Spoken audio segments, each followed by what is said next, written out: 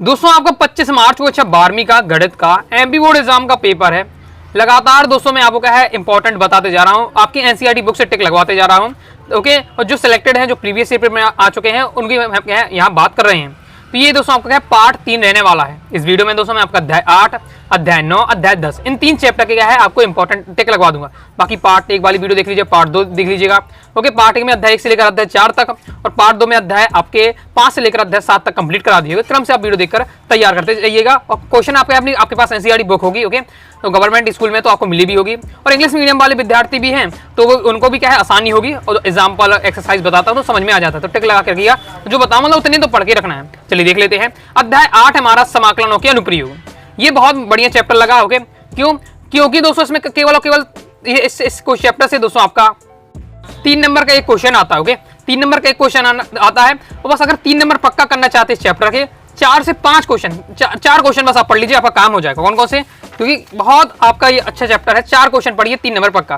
पहला उदाहरण आपको तैयार कर लेना है। ओके, कि आपका ये वाला x² + y² = a है। इसका क्षेत्रफल याद कीजिए। बाकी आपका एमपी बोर्ड एग्जाम 24 में आ चुका है, 19 में आई, 22 में, 24 में आ चुका है। तो इसे भी लेकिन आपको लगा के रखना है। ओके, इससे क्या होता है मान ली यही ना है लेकिन इसी टाइप का आपका आ सकता है, तो आपको ये तैयार करना है। 4 क्वेश्चन मैंने कहा तो 4 ही क्वेश्चन बस आपको पढ़ना है।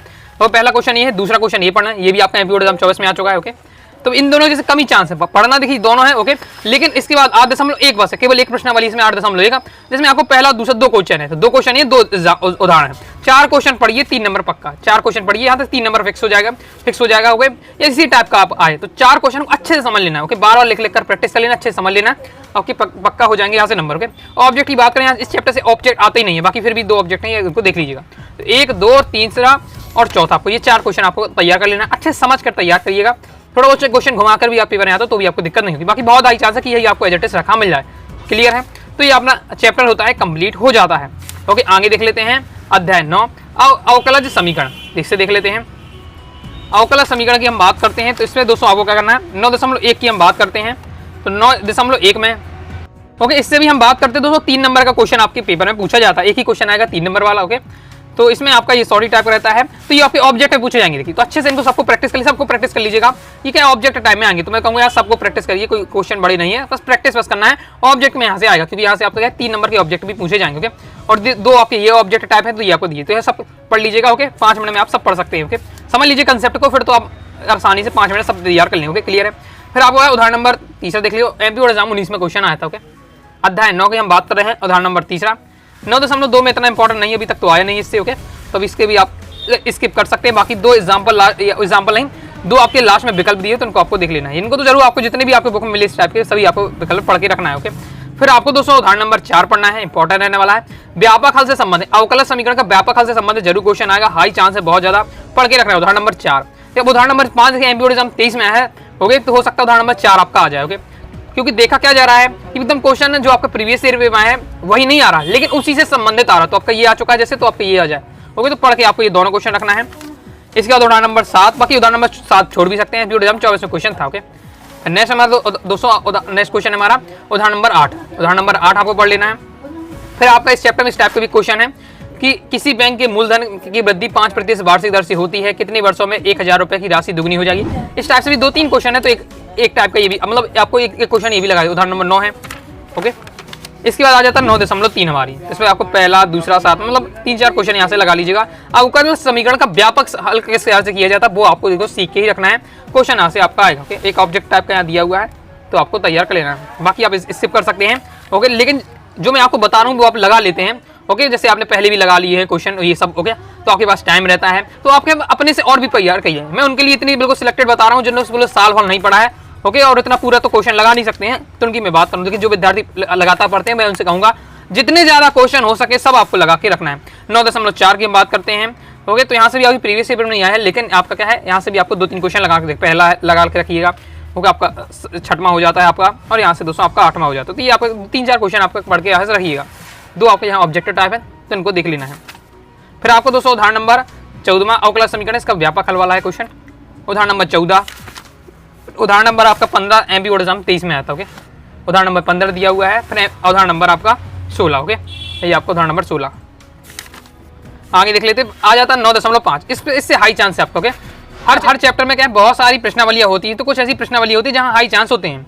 जैसे दोस्तों हम अध्याय 7 की बात करते हैं समाकलन वाले में, तो वहाँ की जो लास्ट की, देखिए आपको पता है समाकलन जो अध्याय 7 है मैंने आपको बताया भी है पिछली वीडियो में, तो उसमें पूरे 10 प्रश्नावली है, 10 प्रश्नावली। ओके, तो 10 प्रश्नावली लास्ट की प्रश्नावली है 7.9, 7.10, वहाँ से हाई चांस है तो क्वेश्चन बनता है। ओके, तो इस बार तो वहाँ की आपको प्रश्नावली जरूर लगा के रखना है। ऐसे ही आपका यहाँ से बात करते हैं तो 9.5 है आना, तो आपको एक ही क्वेश्चन है 3 नंबर का, यानी अथवा से माने 2 क्वेश्चन आपके आएंगे। ओके, तो 9.5 के जरूर क्वेश्चन आपको लगा के रखना है, हाई चांस यहाँ से रहते हैं आने के। ओके, पहला, दूसरा, तीसरा, पांचवा, तीसरा वाला तो एमपीसीक्यू 20 में आया था, 24 में आया था, तो यहाँ से 4-5 क्वेश्चन लगा लीजिएगा।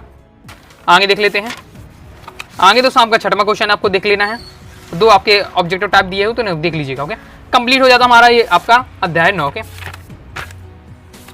अध्याय 9 में आपका विविध प्रश्नावली से देखिए एमपी बोर्ड एग्जाम 22 में आपका एक क्वेश्चन आ गया। तो विविध प्रश्नावली से जैसे आता ही नहीं, बहुत ही कम चांस होते हैं, लेकिन अगर आ भी जाता है तो आपका अथवा में मिल जाएगा प्रश्नावली वाला क्वेश्चन। ओके, तो अभी आपका विविध प्रश्नावली आप छोड़ भी सकते हैं। मैंने आपको एक्सरसाइज से सभी क्वेश्चन आपको कोशिश करना है, तैयार करके रखना है, क्योंकि हाई चांस रहते हैं उसके अथवा में जो क्वेश्चन, अगर आपका मान लीजिए विविध प्रश्नावली से क्वेश्चन आ भी जाता है, अथवा में क्वेश्चन आपको प्रश्नावली वाला कोई मिल जाएगा। ओके, आगे देख लेते हैं।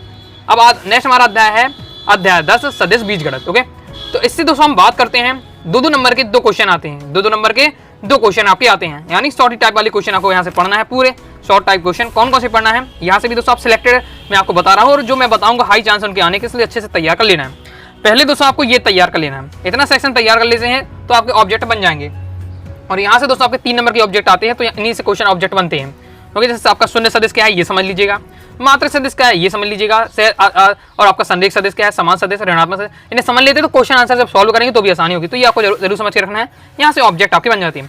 10.1 की दोस्तों बात करते हैं, ये भी आपकी ऑब्जेक्टिव टाइप है। ओके, और इसमें जैसे आपको क्या बताना है, सदस्य अदेश बताना है। अच्छा 11वीं ने पढ़ा होगा, दूरी बल क्या है आपकी सदस्य सदस्य। हो गए डायरेक्ट अगर पता हो तो और अच्छी बात है आपकी, वैसे भी आप इनके गणित के नियम अनुसार आप देख सकते हैं। ये ऑब्जेक्टिव टाइप है, 10 जो आपका 10.1 है पूरा ऑब्जेक्टिव टाइप है। तो आपको क्या है, एक बार पूरा आपको लगा लेना, हर क्वेश्चन लगा लीजिएगा। 5 क्वेश्चन है, 5 क्वेश्चन, जिसमें आपको 5वां वाला क्वेश्चन है वो 7 वाला है, तो इनके 4 आपको 7 चारों के 4 रटे लीजिएगा, एक या 2 इसमें से आपका रकम मिल सकता है। ओके, हाई चांस चारों के 4 बिल्कुल अच्छे से पढ़ लेना है कि समान परिणाम वाले 2 सदिश संरेख होते हैं तो आपका असत हो जाएगा, समान परिणाम वाले 2 संरेख सदिश समान होते हैं तो असत हो जाएगा, ये आपका संरेख है। तो इस बार से बिल्कुल रट लेना है आपको। ओके, आगे देख लेते। आप लोग बहुत सारे विद्यार्थी कमेंट करते हैं सर ऑब्जेक्ट की भी अलग से वीडियो बना दीजिए, कि मैथ में की हम बात कर रहे हैं, तो मैथ में आपका जो ऑब्जेक्ट बनते हैं कहाँ से बनते हैं, इसी के जिस मैथ मैं बता रहा हूँ यहीं से आपके ऑब्जेक्ट बनते हैं, और बाकी और कुछ ऑब्जेक्ट बनते हैं वो आपके है जो 2 नंबर वाले शॉर्ट टाइप में क्वेश्चन आपको टिक लगा रहा हूँ उन्हीं में से आपके बन जाते हैं। तो क्वेश्चन आंसर अच्छे सीखते हैं, और बुक के जो आपके कंसेप्ट होते हैं इस प्रकार से मैंने आपको ये बताया। इस टार के आपको क्या बुक कर खोल कर देखिएगा, ये आपके जो सिलेक्टेड टॉपिक हो गए हैं। ओके, जो पीछे आपका सारांश दिया रहता है वहाँ जो आपके मेन टॉपिक होते हैं उनको पढ़िएगा तो ऑब्जेक्ट आपसे बनने लगेंगे। बाकी गाइड वगैरह हो तो आप प्रैक्टिस भी अच्छे से आप कर सकते हैं अपनी। इसकी बात देख सकते हैं, जैसे आपको ये पढ़ के रखना है, ये आपके ऑब्जेक्टिव टाइप के लिए है कि आपका पूछ दिया जाए इस पर है तो ये कौन सा आपका नियम है, तो आपका क्या कौन सा गुणधर्म है सदिश का, तो क्रम विनिमयता का है। ओके, इस प्रकार से या सदिश के योगफल क्रम विनिमयता के गुणधर्म का पालन करते हैं तो आपका सत्य हो जाए, इस प्रकार से आपका बन जाता है। ओके, नेक्स्ट देख लेते हैं हम। नेक्स्ट आपको दोस्तों पढ़ के रखना है उदाहरण नंबर 6, एमपी बोर्ड एग्जाम 19 में आया था। फिर नेक्स्ट हमारा क्वेश्चन है उदाहरण नंबर 7, एमपी बोर्ड एग्जाम 20 में आया था। उदाहरण नंबर 8 पढ़ के रखना है। ओके, और उदाहरण नंबर 9 हो सके तो मतलब ये पढ़ लीजिएगा, बहुत हाई चांस है इसी टाइप के इनमें से क्वेश्चन आ जाए, जिसमें मेन आपका रहता है मात्र सदिश निकालने के लिए, वो आपको सीख लेना बहुत इंपॉर्टेंट रहने वाला है। मात्र सदिश वाला आपका हाई चांस रहने वाला है इस बार आने के लिए, तो पढ़ के आपको रखना है। नेक्स्ट दोस्तों हमारी प्रश्नावली आ जाती है, प्रश्नावली 10.2, इसे हम देख लेते हैं। इसमें दोस्तों आपको क्या है, प्रश्न क्रमांक 6, प्रश्न क्रमांक 7, प्रश्न क्रमांक 8, प्रश्न क्रमांक 10 और प्रश्न क्रमांक 11।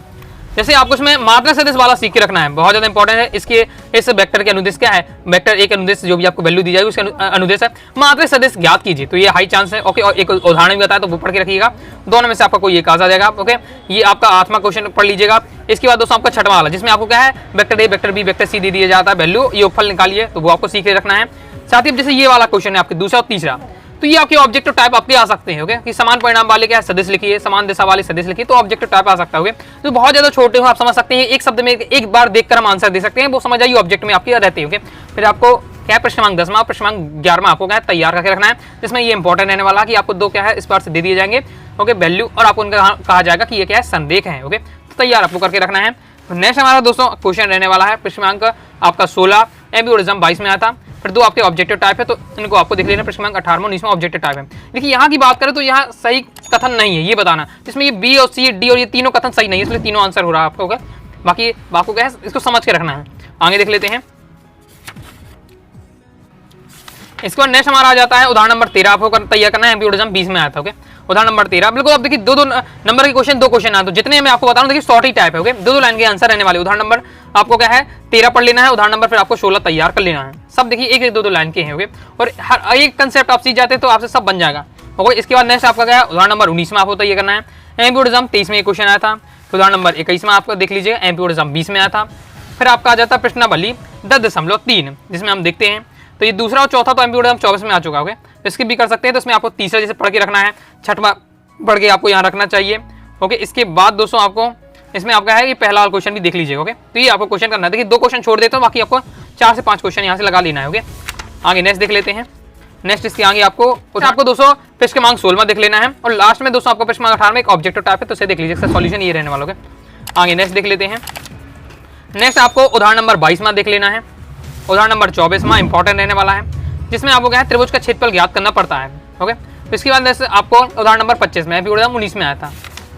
और फिर आपका लास्ट प्रश्नावली रहती है 10.4, जिसमें आपको पहला क्वेश्चन देख लेना है, 9वां क्वेश्चन देखना है, 10वां क्वेश्चन देखना है, और 11 और 12 वाला क्वेश्चन है ये तो ऑब्जेक्टिव टाइप है, तो इन्हें आपको देख के रखना है, ऑब्जेक्टिव टाइप है आपके। ओके, तो और आपको यहाँ 3 क्वेश्चन लगा लीजिए, 1-2 क्वेश्न और आपको जैसे लगे वो आपको यहाँ तैयार कर लीजिएगा। ओके, 3-4 यहाँ से भी आपको लगा के रखना है। क्लियर है? विविध हम प्रश्नावली की बात करते हैं, तो विविध प्रश्नावली से भी अक्सर क्या क्वेश्चन पूछ लिए जाते हैं। जैसे आपका ये जो विविध प्रश्नावली से ये आपका 15वां क्वेश्चन है, एमपीओडिज्म 24 में आ गया था। ओके, तो बाकी ये प्रश्नावली में क्या बता रहा हूँ, अगर विविध प्रश्न आ भी जाता तो उसके अथवे में क्या है टीचर दया करके समझ देते, प्रश्नावली वाले रख देते हैं। जानते हैं कि बहुत सारे विद्यार्थी विविध प्रश्नावली छोड़ देते होंगे, तो अथवा में आपको क्वेश्चन मिल जाएगा। तो आप ऐसा नहीं कि विविध प्रश्नावली से आते तो आप लेकिन लगाने लगे। हाँ, आपकी प्रश्नावली पूरी कंप्लीट है तो आप विविध प्रश्नावली भी देखिए। ओके, लेकिन आपको क्या है कि पहले प्रश्नावली के जब क्वेश्चन आपके हो जाए तो आप विविध प्रश्नावली बाद में देखिएगा। ओके, बाकी आप प्रश्नावली वाले तैयार होने चाहिए। बाकी 16वां 17वां 18वां 19वां ये ऑब्जेक्टिव टाइप क्वेश्चन है, तो फिर ऑब्जेक्टिव टाइम में ये मायने रखता है आपका क्या है विविध प्रश्नावली है कि प्रश्नावली, सब जगह के ऑब्जेक्ट आपको देख के रखने हैं। बाकी मैं आपको क्या बता, जो ये सारांश दिया रहता है इससे भी आप इसे ही से ऑब्जेक्ट बनते हैं, तो यहाँ पॉइंट आपको पढ़ लेना है जो आपको लगता है कि जिससे आपको ये आपके रहते हैं। ओके, पढ़ लेते तो आपको समझ में आएगा कि यहाँ से ऑब्जेक्ट बन सकता है कि नहीं बन सकता है। ओके, अगर आप लगातार अच्छे से पढ़ रहे हैं तो अभी आपको अपने आप चीज़ें समझ में आ जाएंगी। ओके, तो यहाँ से आपको सारांश जरूर एक बार आप देख लीजिएगा। ओके, इस चैप्टर में हर एक चैप्टर में आपको सारांश एक बार जरूर देखना है कि वहाँ से ऐसा क्वेश्चन आपको लगता है कि हाँ इस पॉइंट से ऑब्जेक्ट बन सकता है, तो आपको वहाँ से पढ़ना है। ओके, तो इस प्रकार से मैंने अध्याय 10 तक कंप्लीट करा दिया। नेक्स्ट वीडियो में दोस्तों हम क्या है लास्ट हमारा पार्ट रहेगा, जिसमें हम आपको अध्याय 11, 12, 13 3 आपके चैप्टर रह जाते हैं, उन्हें हम क्या है कवर करेंगे। तो आइए दोस्तों आपको वीडियो पसंद आएगी, वीडियो पसंद है दोस्तों वीडियो को लाइक करके सब्सक्राइब जरूर कर दीजिएगा। साथ ही दोस्तों टेलीग्राम चैनल व्हाट्सएप को ज्वाइन कर लीजिएगा। डाउट आता है कारण से आप जरूर पूछिएगा। मिलती है नेक्स्ट वीडियो में, तब तक के लिए बाय बाय।